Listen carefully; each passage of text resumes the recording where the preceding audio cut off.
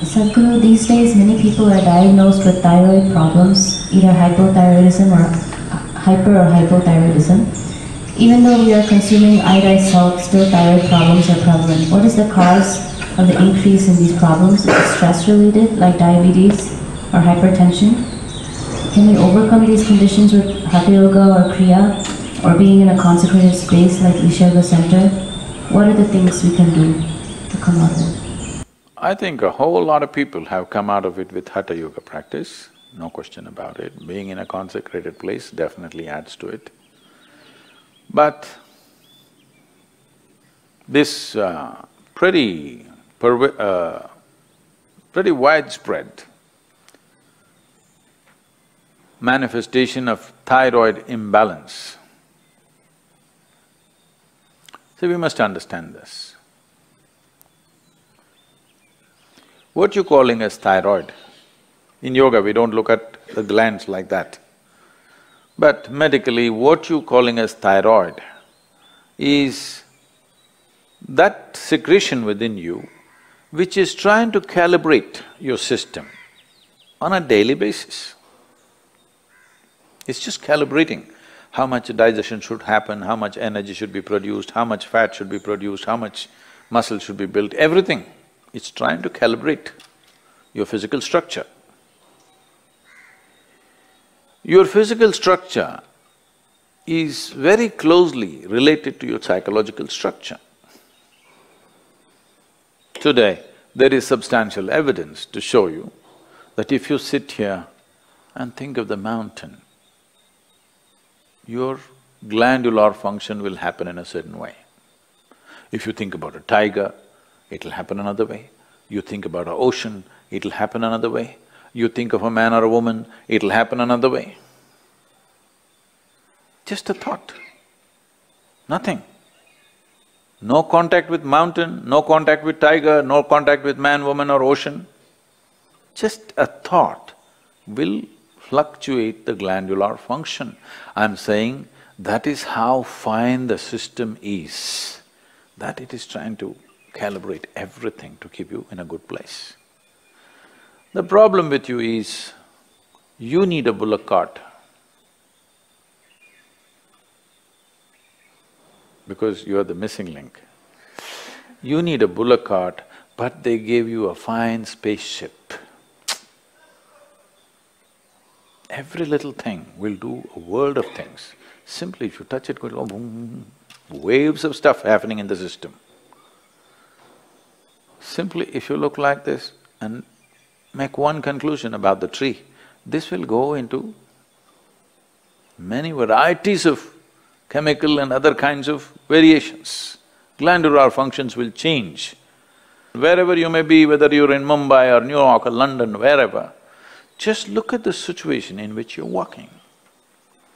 Maybe socially you've gotten used to those things, but look at the kind of atmosphere you're walking in, the number of things that are happening, none of them are conducive for this life.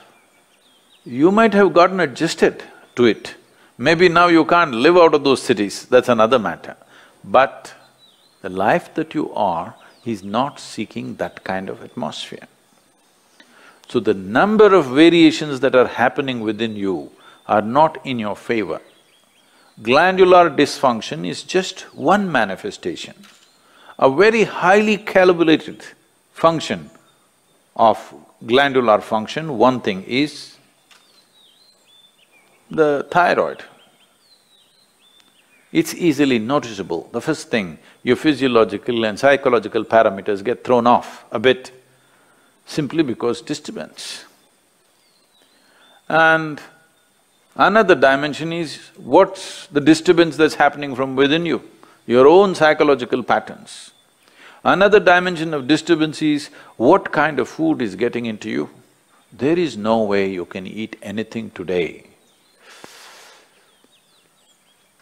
which is not chemically infested.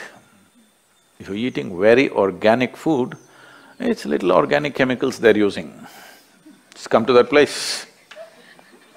It's very difficult to eat something that's just grown in the wild forest. You can pluck out something and eat. That's very, very little, not even a small percentage of people are capable of eating that anymore. It's all from the marketplace. And what goes into the marketplace is all about more, not about what. And also this, in this country, all these things are gone now, don't worry. My grandmother, every day the vegetable seller, they used to come home with a basket. Just then in the morning they would have plucked, by 7:38 they're at the doorstep. When they come, and she will look at this, when she wants to buy it, she won't allow the vegetable seller to touch the vegetables. They plucked and brought it. It's fresh, just now it's come off the plant. But if it has to go into the balance or if she has to choose 1, 2, 3, 4 like this, she won't let them touch it. You don't touch my vegetables. This is not to keep bacteria away. She doesn't want that woman or that man to touch the vegetables that her children and grandchildren will eat. She will touch it in a certain way.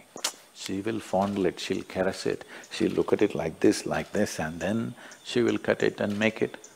Don't think this is all funny. If all these things are missing in your life, you have to take pills to manage your glandular function, and there is no way by popping a pill you can get it into balance, you can suppress it. You cannot get it into proper balance, no way, because every day it's different, every moment it's different. This is calibration, a very active calibration that's happening. You kill it and just take a pill and somehow manage. You are a little dysfunctional machine. With this dysfunctional machine will manifest in so many ways, and you will only know it when you stretch it.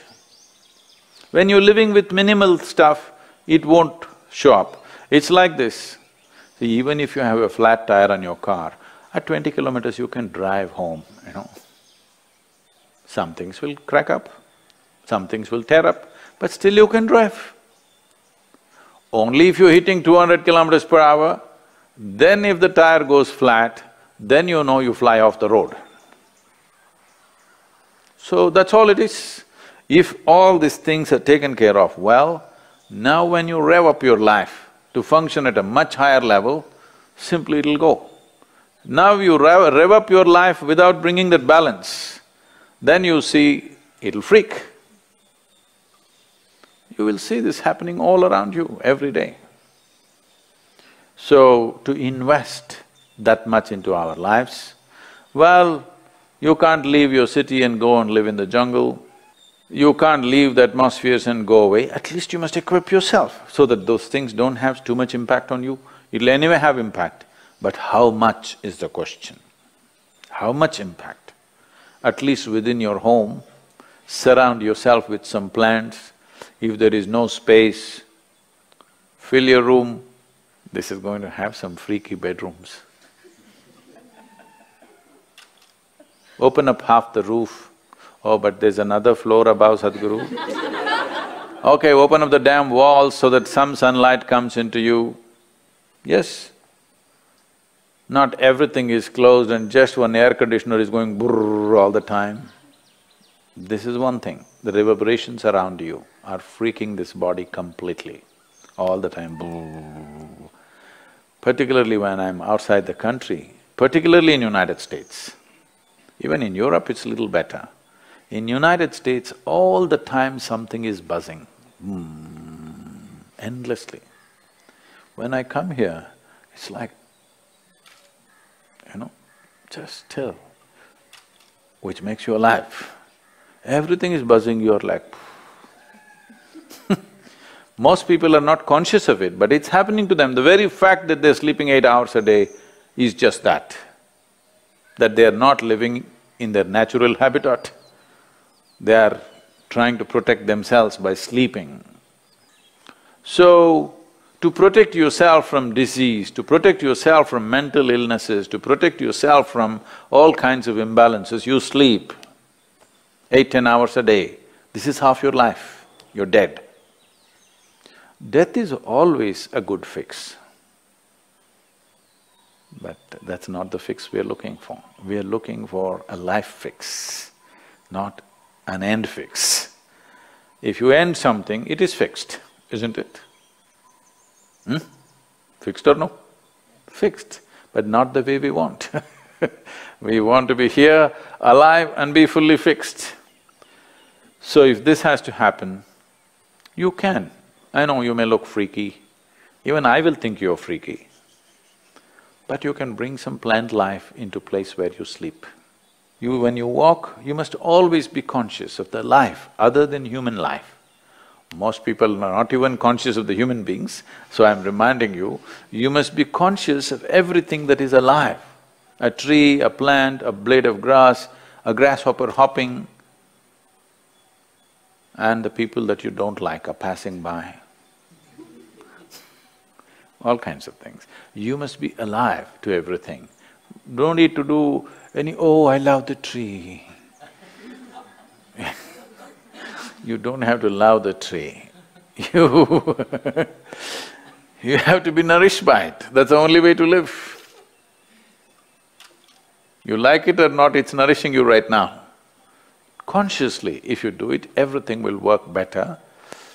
Something as simple as being alive to everything around you, indiscriminately, may regularize your thyroid problems. Of course, morning hatha yoga is there, kriyas are there, all these things will definitely help, and the consecrated, powerfully consecrated spaces are there. Many things. One of the main reasons is human beings are becoming less and less active as technology grows. In a day, on an average human being, how much activity, physical activity they used to perform in the past, previous generations of people, and how much physical activity all of us are performing right now is abysmally low. With such a low level of activity, keeping the balance in the system is difficult. So little imbalance, don't go to bed. If you feel little imbalanced, you must jump into activity. Wherever activity is happening with some vigor and joy, you must jump into that activity and do more and more of it if you're feeling sick. Really. Because the moment you go back, you're empowering that. Well, if you're very ill, that's a different thing. But otherwise, you must… we are talking about essentially glandular dysfunction of various kinds. Activity is a simple solution for everything.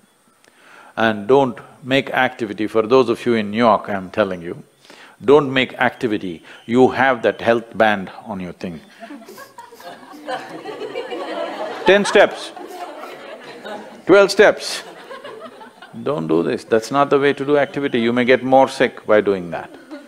Simply, joyfully doing something. Being joyfully alive. Activity is, if you do not know how to sit here and be exuberantly alive, just go and play. Play a game, run around simply. Just imitate the grasshopper when you're walking. Try. Why not? You never did this. This is the problem with you. When you go now, I want to see you because you're going to walk on the grass. You better grow like a grasshopper. Chuk, chuk, chuk, chuk, chuk. You will see how much aliveness will happen with you.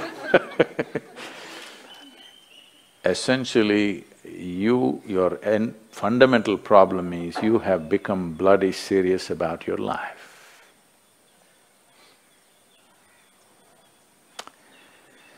So, we have to again remind you, you will die anyway. Don't be so serious about it because it'll get over in no time. You must loosen the grip. Now if you loosen the grip, that last scene can be different. Otherwise, people see you, that's a great thing that happened to you. You loosen the grip. Now itself if you loosen the grip, you will see life will happen wonderfully well for you.